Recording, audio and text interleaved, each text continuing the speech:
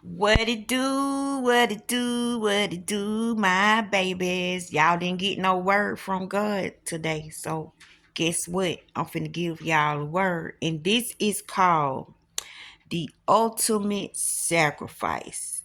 Listen at this. Y'all know how to spirit walk, how to look at things in the spirit.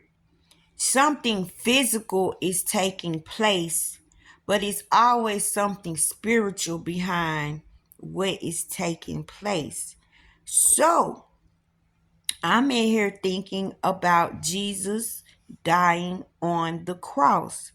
Now, y'all know how he had to carry the cross. I want y'all to picture the physical part first, and then I'm going to break it down in the spirit realm to show y'all what he really did. And you're going to appreciate him even more for those that believe. Not y'all non-believers. Get out of my page. Okay, look. You know he had the thorns put on his head. You know they whipped him like I don't know what. You know they spit at him. They cursed him. They insulted him with nasty words, okay? Don't pay so much attention to the actions that the people did. Think about their hearts, their minds, their state of mind they was in, and the things that was coming out of their mouth at an innocent, like just despicable stuff coming out as an innocent, right? Let me show y'all what was really going down. This is what Spirit put in me. Spirit said sacrifice negativity. I'm going to say it again. Spirit says sacrifice negativity. All the people were negative of all sorts. So all the negativity that you could think of was present. Think about this. It's like God called everybody to court, just like he did in Isaiah. He said, come to court. It's time for the judgment to go down. All you nations who been blaspheming against me, doing all this stuff, destroying my word, destroying my people. Thank you all that. It's time to come to court. So we're going to look at this as a trial, and we're going to look at this as a court because Jesus was put on trial and he was falsely accused and judged and sacrificed. So all the negativity that you could think of was present in his face, coming at him and talking at him and spitting at him and insulting him and blaspheming like I don't know what. But this protected him. Remember when they took the sponge when he said, I thirst? I think that's probably the only thing he said was, he said a couple more things, but he said, I thirst, right? So they got a sponge. Y'all know sponges soak up everything. I want you to look at this in the spiritual realm. Look at what every object was doing. I'm finna take you into a word world where you're going to focus on the word like he told you to and stop focusing on the physical. You're going to focus on the word. So they took a sponge. And everybody knows what a sponge is, what a sponge does. It soak up stuff. They took the sponge and they dipped it in vinegar water with hyssop in it. And they put it in his mouth. Where do words come from? Your mouth. How are words projected out of your mouth? Now, vinegar. They use vinegar to dispel evil spirits, right? Old people used to wipe down stuff with vinegar to keep the evil spirits away. That's what happened in my household. I come from the backwoods, right? My grandma and them used to clean stuff with vinegar. You could clean a mirror with vinegar, but they use vinegar. Hyssop. Remember, hyssop was used to dip in the blood and mark the doorpost of the people so death could bypass them. So death would not come by their house.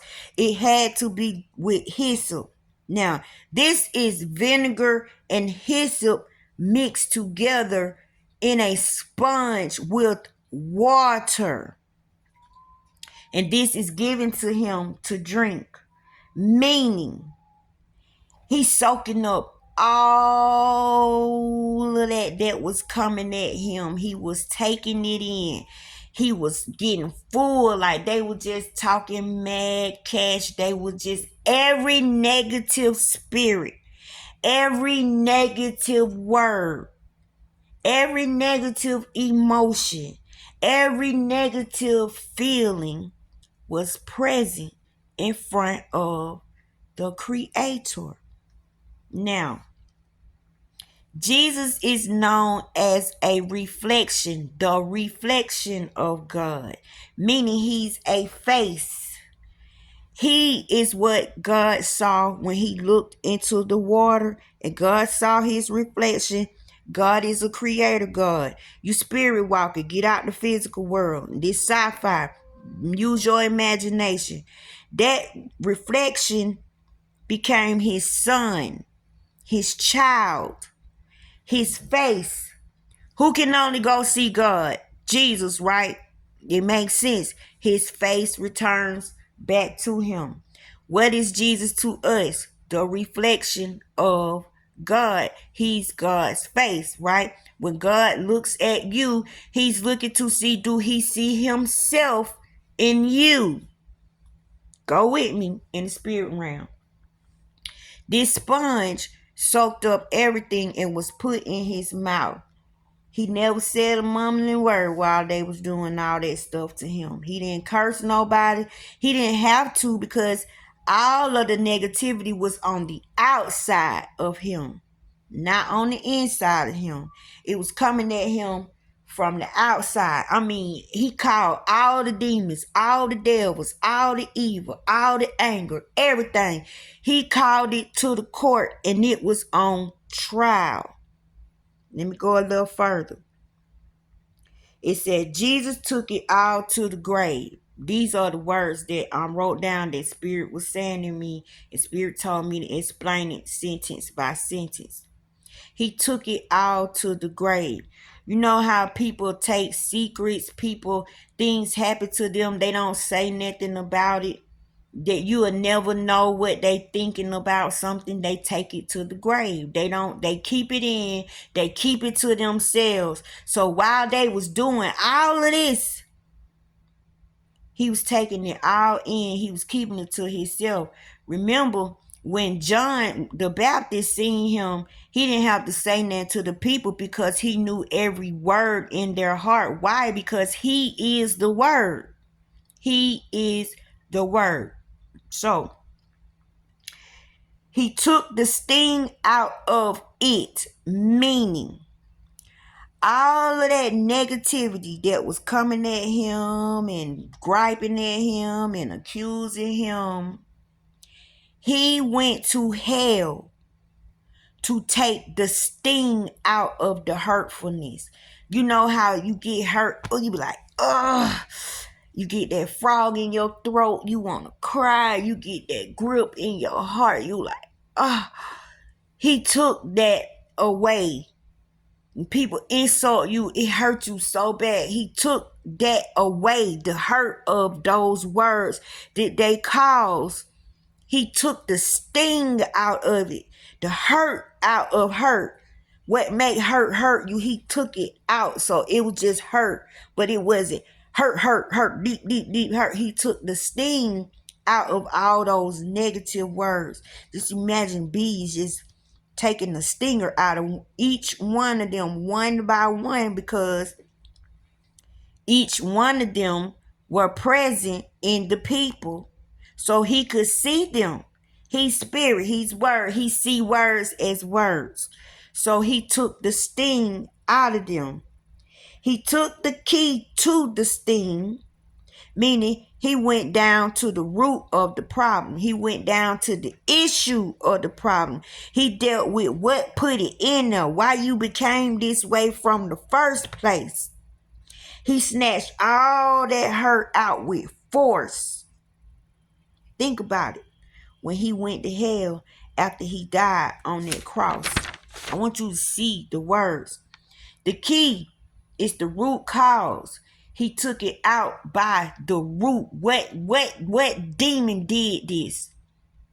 He went after them.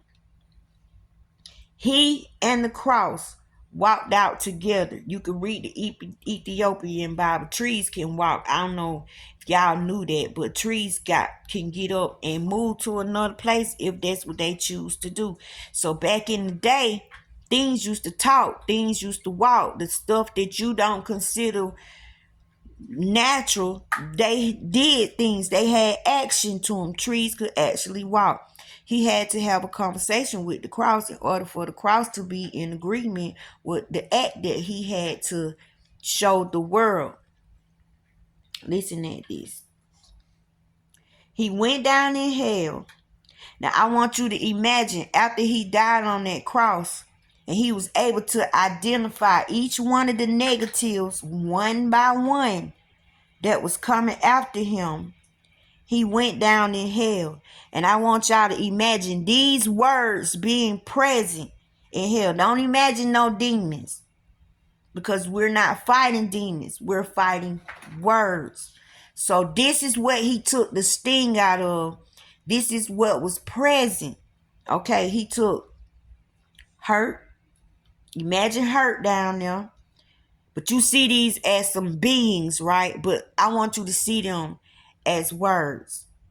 Hurt, pain, shame, guilt, anger, rage, hatefulness, criticism, insults, slander, gossip, rumors, abuse, murder, lies, false witnessing, curses, blasphemy, injustice, imprisonment, possession, jealousy, and evil himself.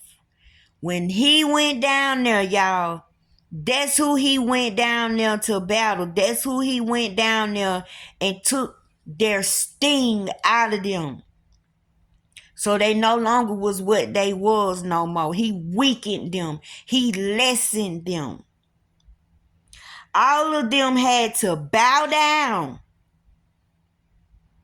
to the King of Glory because he was present. And glory was with him and glory was on him. So glory entered hell. He came to earth to see who was causing his people to go astray. And the who is words. All them words that I just named make you go astray. He called them all to the court. They all came doing what each of them do. Each one of them was acting out their behavior in the people, so he could recognize who was who. But remember, he's the word. The word came to check the word. He created an act. He created an act so he could see all the accusers face to face. He knew their hearts. He knew what drove those people to do the awful things that they did to him. This is why he said, forgive them, Lord. They don't know what they doing. They didn't know what they was doing. Because anybody in their right mind wouldn't do anything like that. Their mind was taken over. Their hearts was taken over by those words that I named in the beginning. And all of them was doing what they do.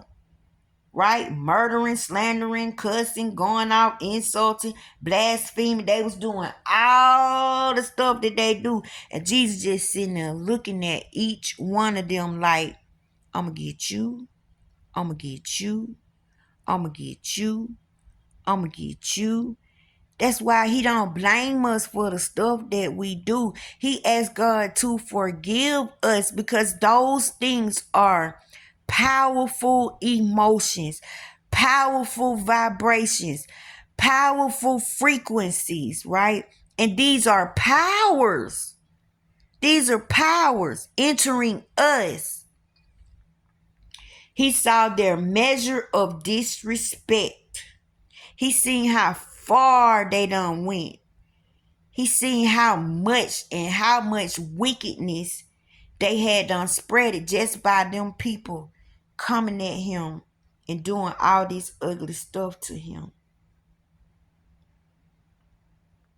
He seen that these evil spirits had a lot to do with coercing these people and convincing these people that he was the enemy.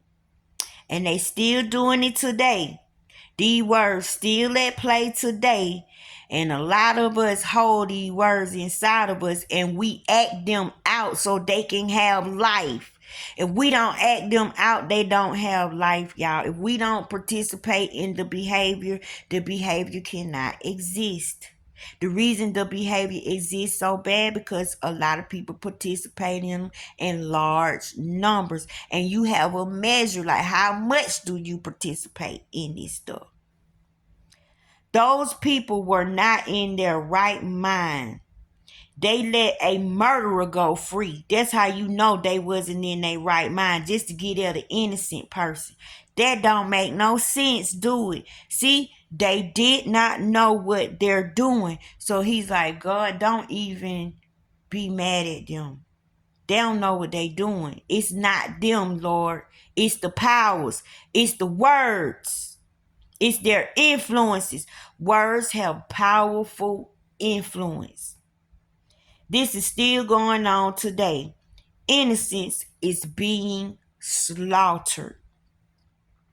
He came to save the innocence in the people. If y'all want to know what he came for, he came to save innocence. Innocence was in trouble. These are words. This is a word world. In the beginning was the Word. The Word was God. The Word was with them.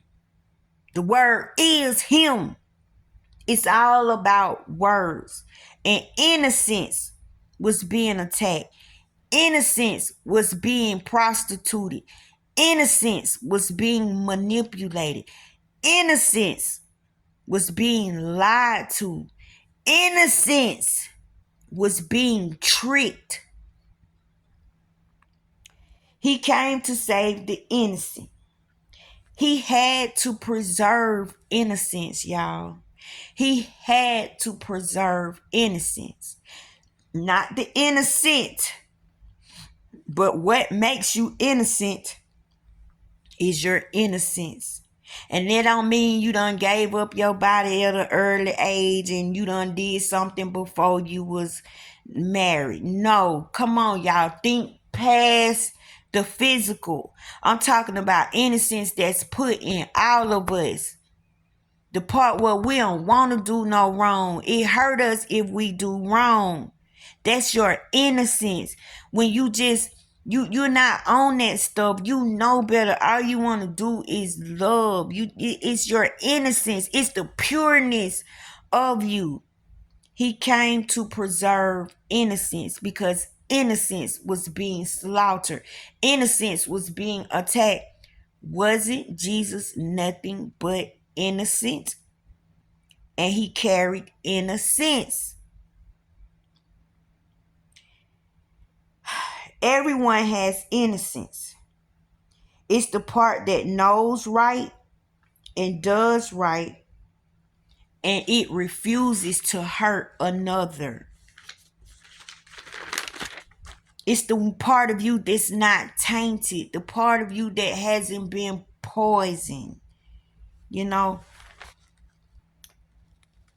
not Eve, has nothing to do with it when spirits are involved. You know how people say you just being naive and all this stuff. These words are powers. Being naive does not destroy your innocence. Innocence is something that cannot be touched by man. Innocence is something no one can take from you. You know how they say a young child being essayed, say you stole their innocence. No, no one can take your innocence. That's the part of you that get you back right. That's the part of you that make things start to make more sense. That's the part of you that comforts you. That's the part of you that's there to wrap its arms around you. Innocence. They flipped everything and claimed that world. When they came down here, they took everything about God and flipped it upside down, just like the rainbow. And I ain't gotta say nothing else about the rainbow. Y'all, they done did it so much to the rainbow. I don't want to wear no rainbow shirt. And I know that the rainbow represents God's promise. You see how that's so, but I don't even mess with the rainbow no more. And I know what the rainbow mean, but it don't mean that no more. They flipped it. They made them a world where all of the innocent things. See how innocent that rainbow was? And they flipped it and tainted it. They made it something else. Innocence is a promise that God give you. It's a promise that God keeps. It's a symbol. It's a sign. It's a gift. They became opposite of what God was about. All of the negative. They thought on their own and created their own images. Meaning they bore children in their innocence. You see how all them people was coming at him? Those were children of all of them bad words that I just named. All them hurtful words that I just named. Those were their children. They created people in their own image. They made people evil on purpose. They tried to undo what God did and make their own creation and make their own people. They told them the opposite of what the truth is. They still doing it today. Innocence is being attacked. So guess what? He coming back to save right now. Innocence. Look at the innocence. They taking a little boy, turn him into a little girl. They taking a little girl, turn him into a little boy. They putting more and more and more and more and more of that stuff on there, doing more and more and more and more programming. You having more and more and more and more same-sex relationships. Guess what? If most of the world was the same sex, it wouldn't be nobody born no more, y'all. You see what they tried to do? And why they don't want nobody to be born? Because prophets come through, apostles come through, preachers come through, teachers come through, love come through, understanding come through, wisdom come through, knowledge come through. And all of these words walk, all of these words work, and all of these words create in their own image also. Look at me. I'm created in their image. I don't want nothing but good for y'all. I can't sleep at night if I hurt somebody. I cannot rest if I know I was truly wrong about something. I have to apologize. I was sitting here and convict myself. I would be ashamed of myself. I would have to check myself. Somebody had to check behavior because behavior was out of control. Now, the reason they had to break the legs of Jesus, remember, he's called the words because words get up and walk, words get up and talk, words create babies. So if they break the legs of the word, then the word has no way to walk. It has no way to go out and do God's will and come back with what it's supposed to. So in spirit, the leg breaking represented the word being broken, the word being where it being incapacitated, and that's how you say it. Yeah, they did that. Now, I'm going to take you somewhere else. When John the Baptist had to baptize Jesus in the water, you got to think, why the water? He was created by water. When God looked into the water, he created a baby with water. So he had to get the blessing from his mother. Why did the dove descend from heaven onto his head? Because the Holy Spirit, which is God's Holy Spirit, which is God, because God can't come down here and do nothing. He got to send things because he's a creator. He'll mess with everything, y'all. That's why he hiding everything. He's inside of stuff, not on the outside of stuff, because it'll be duplicate, stuff just keep popping up. So he's on the inside of things. So he had to endow his son with his spirit. So he had to get the blessing from his mother, which is water, and his father, which is spirit, before he can go out and do everything that he had to do. Now, his mother and father popped up again when they took the spear and stuck it in his side, like to make sure he was gone. It said blood and water came out, but they didn't blend together, y'all. They didn't mix. That was his mother and father saying, it's finished. It's done. They had to bless what he had did. And the reason he had to shed blood was because that was a way to consummate. That was a way to seal the deal. That was the way to make a contract to say, I'm responsible for them. That was a way for him to marry us. That made us married to him. Shedding his innocence.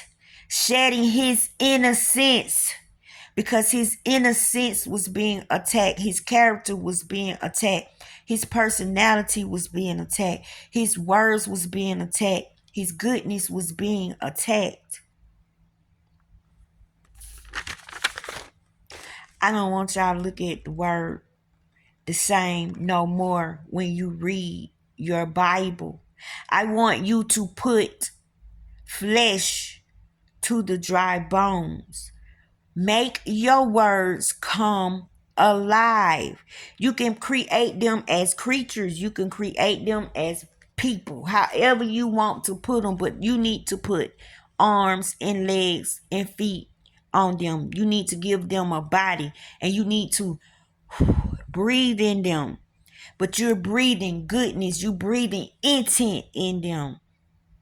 You breathing goodness into them. You breathing love into them.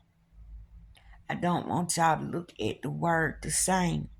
You're going to have to get to know the word. How else are you going to know that you're on the right path if you don't know the word?